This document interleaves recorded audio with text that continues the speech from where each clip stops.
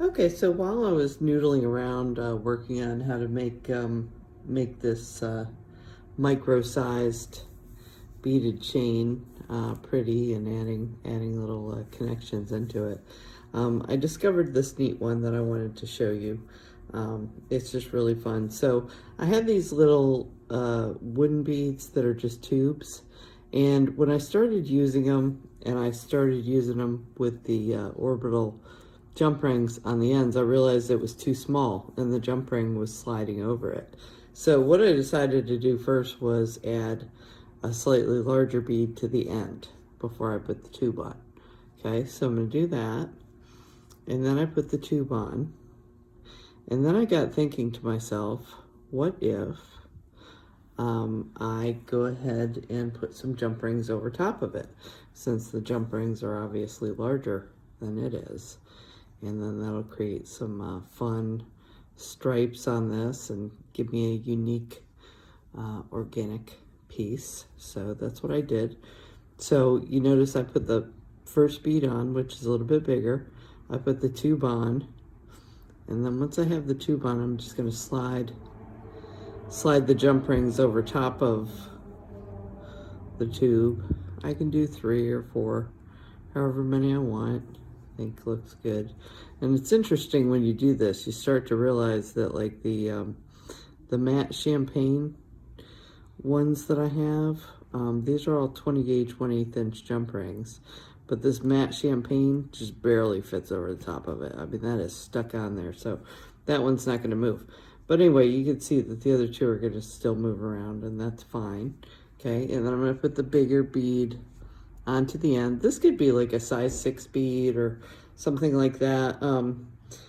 I don't have these two beads for sale, so I'm going to encourage you to try this with different tubes and bugle beads that you have, and you're going to have to change the size of the jump ring too, because this is not necessarily the size that's going to work perfectly with it.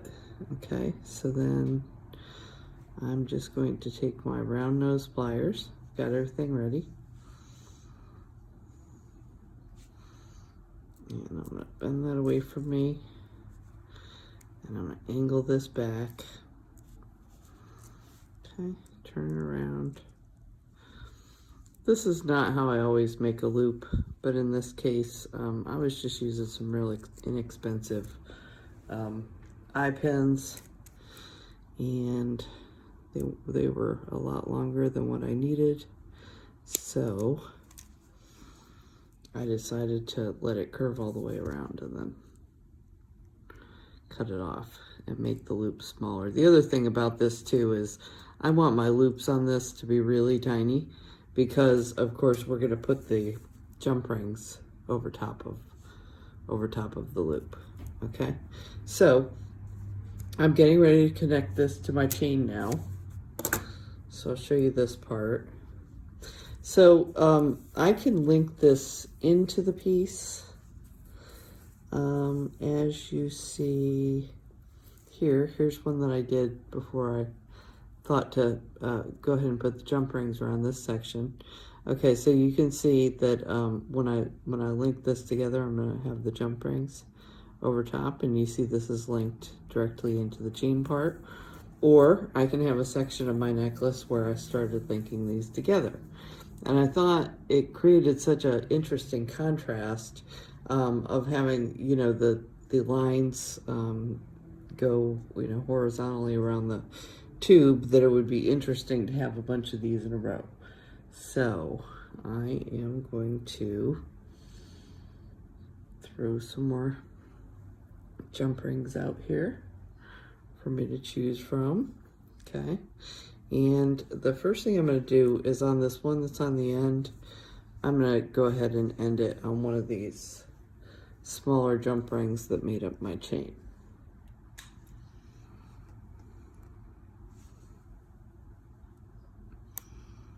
Oops, I'm sorry.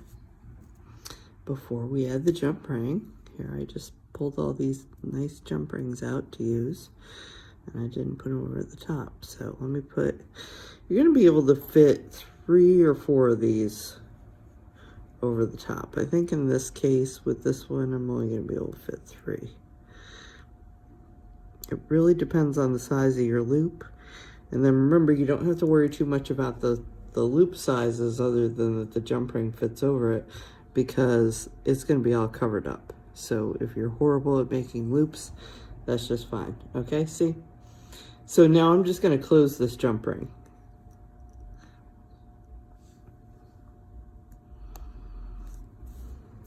Okay, so my end, I don't have to worry about that for the second falling off. And then I'm going to take my next one, and I'm going to stick a few jump rings over top. This is when I find out sometimes I need to stop and make some of my loops a touch bit smaller than they are.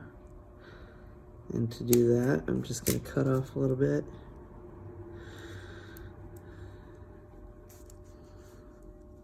And tuck that loop in tighter.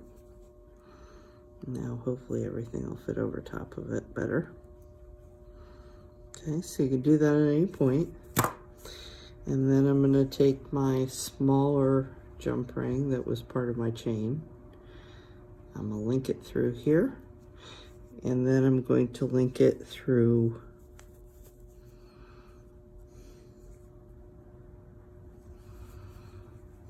this last jump ring that I added to the end here. Okay, so I'm just making a chain, but I'm making that chain using these cute little links that I discovered. And as I said, you can do this with like, you know, some shorter bugle beads and things like that. I would just go down to a smaller size of jump rings to fit around it. I've also got rubber O-rings. Those could fit around it and slide around. So this is just a cute little connection piece that is going to be really fun added to your jewelry. Okay, thank you so much.